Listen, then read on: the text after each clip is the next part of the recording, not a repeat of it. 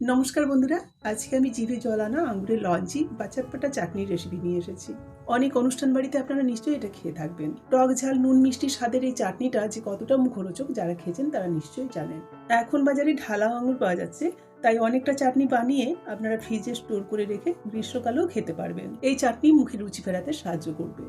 আঙুরের চাটনির জন্য একদম ফ্রেশ আঙুর নিতে হবে, এতে কোনো বাসি পচা আঙুর যেন না থাকে। আমি এখানে 500 গ্রাম ফ্রেশ আঙুর একবার ধুয়ে জলের মধ্যে ডুবিয়ে রেখেছি, যাতে আঙুরের গায়ে যে সাদা সাদা পাউডারের মতো থাকে সেটা নরম হয় আর সহজে ধোয়া যায়। প্রথমে আঙুরগুলোকে গোছা থেকে ছাড়িয়ে নিতে হবে। আঙুরের এই লঞ্চি বা চাটনিটার জন্য একটু কাঁচা কাঁচা টক আঙুরের দরকার হয়, খুব বেশি পাকা আঙুরের চাটনিটা ভালো হবে না। আঙুর ছাড়িয়ে নেওয়ার পর এটাকে আরো একবার ধুয়ে নেব। বেশ খানিকটা জল দিয়ে ভালো করে ঘষে ঘষে আঙুরগুলোকে ধুয়ে নিতে হবে। আঙুর ধুয়ে ভালো করে জল ঝরিয়ে একটা প্লেটের মধ্যে তুলে নিচ্ছি। এবারে চাটনির জন্য একটা ভাজা মশলা বানিয়ে নেব। গ্যাসে কড়াই বসিয়ে এর মধ্যে 2টো শুকনো লঙ্কা দিলাম, তার সাথে দিচ্ছি 1 টেবিল চামচ করে গোটা ধনে, জিরে, মৌরি আর 1 চা চামচ মেথি। জাল কম করে এই মশলাগুলোকে শুকনো খোলায় কিছুক্ষণ ভেজে নিতে হবে। কিছুক্ষণ নাড়াচাড়ার পর মশলা ভাজা যখন খুব সুন্দর গন্ধ আসবে তখন এটাকে নামিয়ে পিষে নিতে হবে। আমি খুন্তির সাহায্যে মশলাগুলোকে সাইডে করে প্রথমে শুকনো লঙ্কাটাকে একটুখানি সেঁকে নিচ্ছি। এপিট ওপিট একটুখানি সেঁকে নিয়ে তারপরে সব মশলার সাথে ভেজে নেব। এই ভাজা মশলা দিলে চাটনিটা ভীষণ চটপটা স্বাদের হয় আর এর মধ্যে আচারি ফ্লেভার পাওয়া যায়। মশলাটা ভেজে নিয়েছি, এবারে তুলে নেব। ঠান্ডা হলে মশলাটা শিলে বা মিক্সিতে একটু গোটা গোটা করে পিষে নিতে হবে। এবারে আমি কড়াইয়ের মধ্যে 1.5 টেবিল চামচ মতো সর্ষে তেল দিচ্ছি।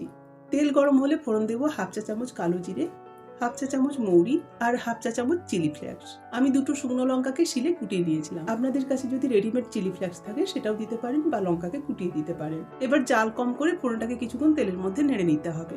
কয়েক সেকেন্ড ফোড়নটাকে নেড়ে নেওয়ার পর এবার আমি এর মধ্যে আঙুরগুলো দিয়ে দেবো। তার সাথে দিয়ে দিচ্ছি 1/2 চা চামচ মতো নুন। এবারে 1 থেকে 1.5 মিনিট আঙুরগুলোকে তেলের মধ্যে নেড়ে নিতে হবে। আঙুরের এই চাটনির মধ্যে টক ঝাল নুন মিষ্টির পরিমাণটা সমান থাকে, সেজন্য গোটা শুকনো লঙ্কা ফোড়ন না দিয়ে এভাবে লঙ্কাটাকে কুটিয়ে দিতে হবে। এতে চাটনিটা খুব ফ্লেভারফুল আর টেস্টি হয়। কিছুক্ষণ নেড়ে নেওয়ার পর আঙুর যখন সফট হতে শুরু করবে তখন আমি রঙের জন্য এর মধ্যে দিয়ে দিচ্ছি 1/2 চা চামচ হলুদ গুঁড়ো। তারপর আরেকটু নেড়ে নিয়ে এটাকে ঢাকা দিয়ে দিতে হবে। ঢাকা দিয়ে জাল একদম কম করে এটাকে 4-5 মিনিট মতো রান্না করব, যাতে আঙুর একদম নরম হয়ে যায় আর এর থেকে পুরো জলটা ছেড়ে যায়। এবারে ঢাকা লাগিয়ে জালটাকে কমিয়ে দিতে হবে। এবারে ঢাকনা খুলে নেড়ে চেড়ে দেখে নেবো আঙুরগুলো সেদ্ধ হলো কিনা। আঙুর থেকে পুরো জল ছেড়ে গেছে আর দেখেই বোঝা যাচ্ছে সেদ্ধ হয়ে গেছে, তবুও একবার চেক করে নেব। আমি একটা আঙুরকে আঙুলের সাহায্যে চেপে দেখলাম, এই যে ভালো মতো সেদ্ধ হয়ে গেছে। এবারে কি করব, একটা ম্যাশারের সাহায্যে চেপে চেপে আঙুরগুলোকে একটুখানি ম্যাশ করে নেব। আঙুরগুলো যেন পুরো গলে না যায়, প্রতিটা আঙুর যাতে ফেটে ফেটে যায় সেভাবে ম্যাশ করতে হবে। ম্যাশার না থাকলে ডাল ঘুটনি দিয়েও আঙুরগুলোকে ম্যাশ করে নিতে পারেন। চাইলে প্রথমেই আঙুরগুলোকে 2 টুকরো করে কেটে নেওয়া যেতে পারে, তবে তাতে সময়টা অনেকটা বেশি লাগে, সেজন্য এইভাবে ম্যাশ করে নিলে তাড়াতাড়ি হয়। হয়ে গেছে। এবারে আমি এর মধ্যে দিয়ে দিচ্ছি 1/2 চা চামচ মতো শুকনো লঙ্কা গুঁড়ো।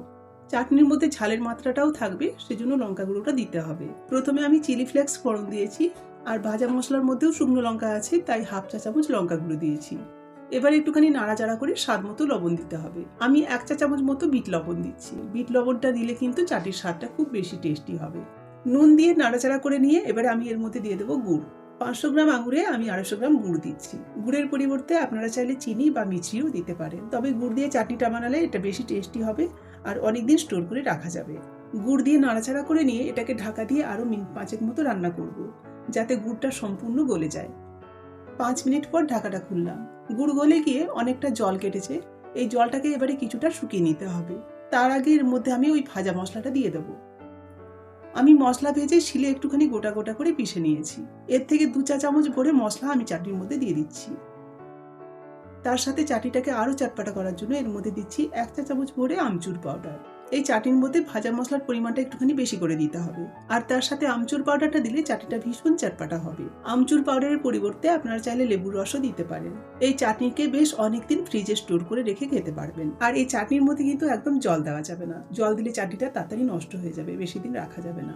আঙুর থেকে যে রসটা ছেড়েছে তাতেই গুড় গলবে আর এই রসেই পুরো চাটনিটাকে তৈরি করতে হবে। চাটনির মধ্যে ভাজা মশলা আর আমচুর পাউডার দিয়ে ভালো করে নাড়াচাড়া করে এটাকে আমি 3-4 মিনিট মতো সিমে রেখেছিলাম। এতে চাটনিটা বেশ ঘন হয়েছে আর এর মধ্যে মশলার স্বাদ একদম বসে গেছে। এবারে গ্যাস বন্ধ করে চাটনিটাকে নামিয়ে নিতে হবে। চাটনি সম্পূর্ণ ঠান্ডা হওয়ার পর এটাকে কাঁচের জারে বা কোনো এয়ারটাইট কন্টেনারে ভরে রাখতে হবে। ফ্রিজে রেখে এই চাটনি আপনারা অনেক দিন খেতে পারবেন। আঙুরের প্রকৃতি হচ্ছে ঠান্ডা, তাই গ্রীষ্মকালে এটা যেমন পেটকে ঠান্ডা রাখবে, তেমনি মুখে রুচি ফেরাতেও সাহায্য করবে।